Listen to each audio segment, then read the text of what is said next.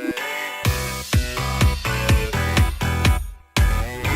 name is Yanni, and he's been gracing us with his lovable antics for years. That's right, but now, what was once a single strand has become two, and thus Unravel 2 was born.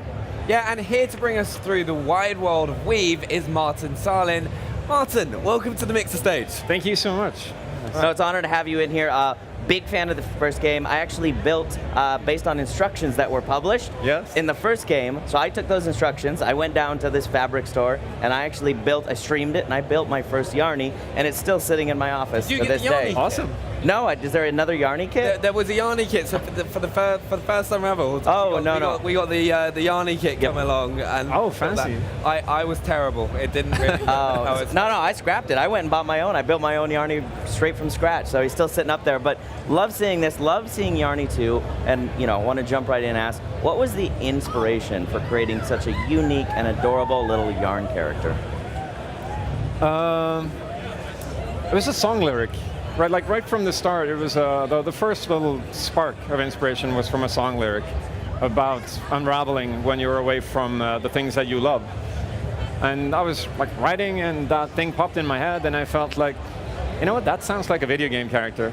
Like a little thing, like a little ball of yarn that unravels when you get farther away from when you get separated from the things that you love. So I just I drew a little sketch, not unlike that one. And figured that, okay, this could actually amount to something. And then, yeah, that's where it started. I love that. I love that. You're sitting there listening to the music, and like, you know what, I may have something here.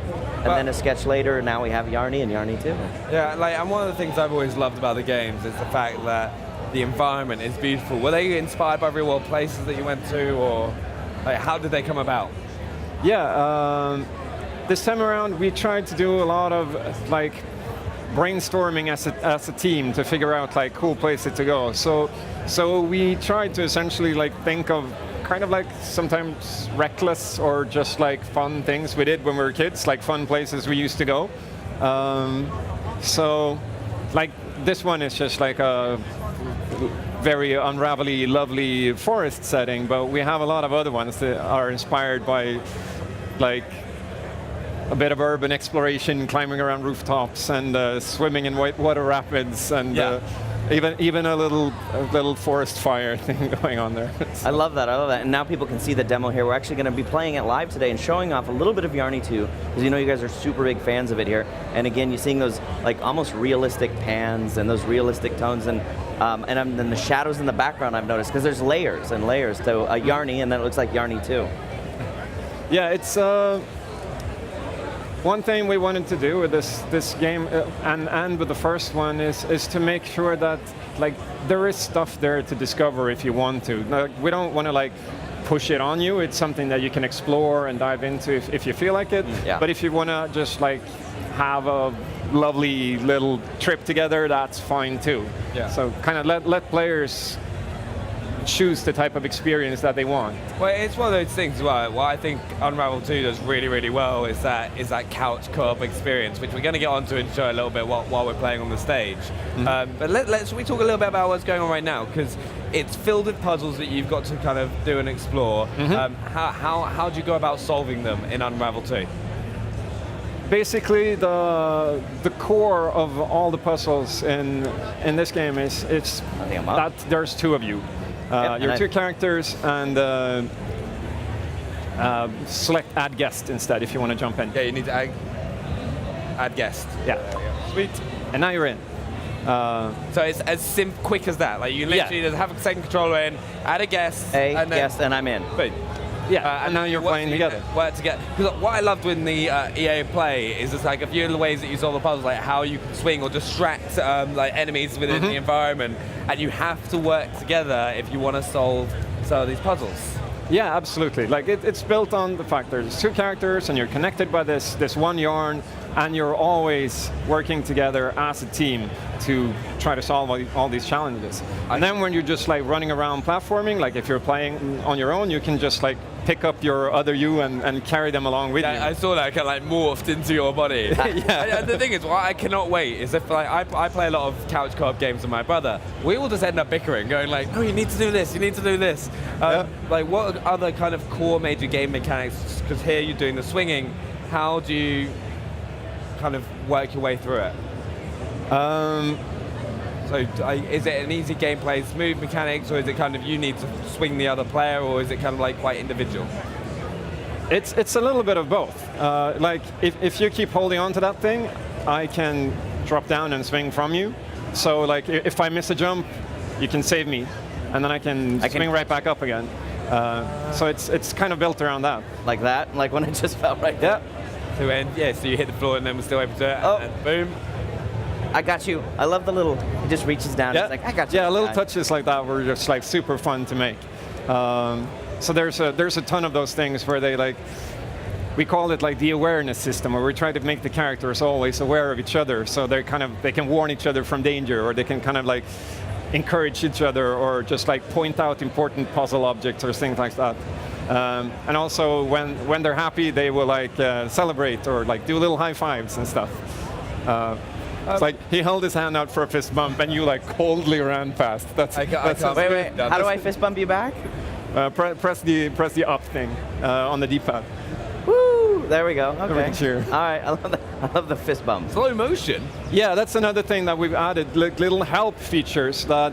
Like if you're stuck on a puzzle, for instance, you can press one button and then you can get like little hints to point you in the right direction. And if you're struggling with a platform bit, then you can turn on slow motion. That kind of like makes it just a little bit easier to just spike that jump. Oh, nice.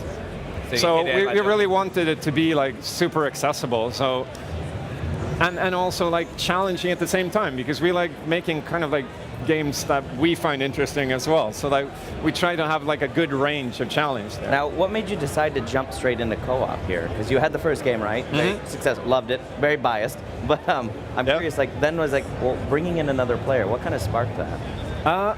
There's a combination of things really.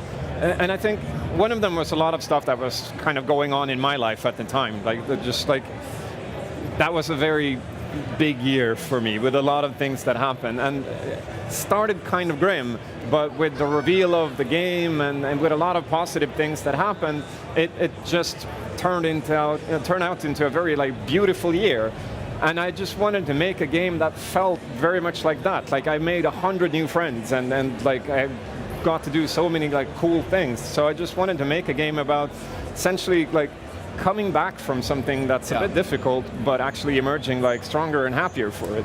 But also I think the biggest inspiration was just actually seeing how people played the first game, because that was like a bit of a surprise to us, that even though we have little secret areas there. I noticed that. But somebody's already played this level and taken all the collectibles. Damn them. I know, they took the best part. What were the biggest challenges that you found when making the game co-op? Yeah, I was just to finish,